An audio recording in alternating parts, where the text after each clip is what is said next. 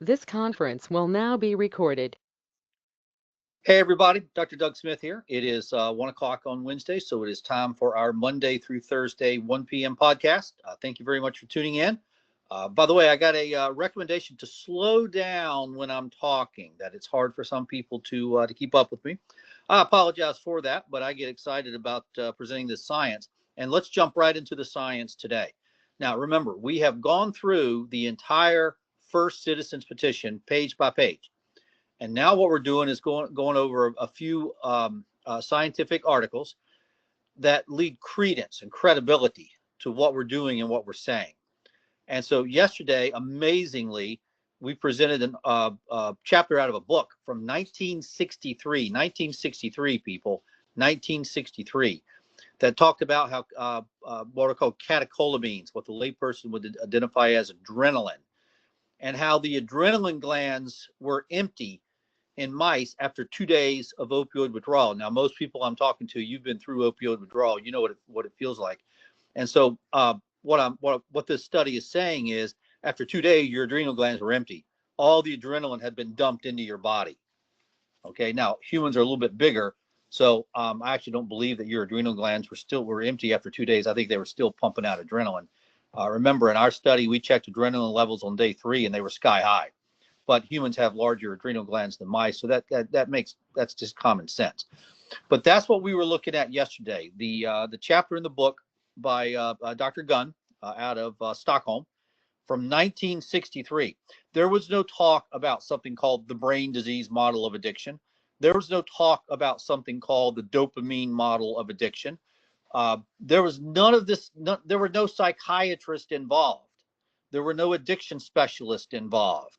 The people who were looking at this were looking at the nervous system, okay, as far back as the 1960s. Now, the article in front of you on the screen today, this is the Akira Brody article from 1968, okay? And again, I want to point out to you, the word catecholamine is right there and prominent in the article. Catecholamines mean adrenaline. That's what the medical people use to refer to adrenaline, catecholamines. So here we are again in 1968. Nobody's talking about a brain disease. Nobody's talking about this being a mental health issue. They're talking about the adrenalines in the body.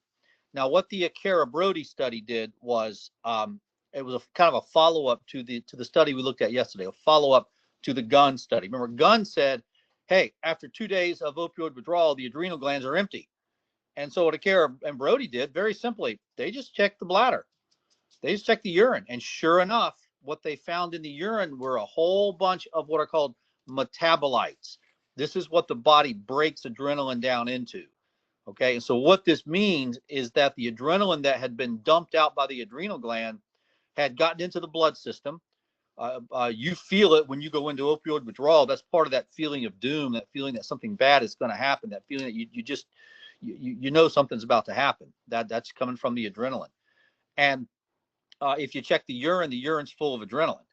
Okay, so the important part of all this is nobody here is talking about this being something called addiction. Nobody here is talking about a mental health issue.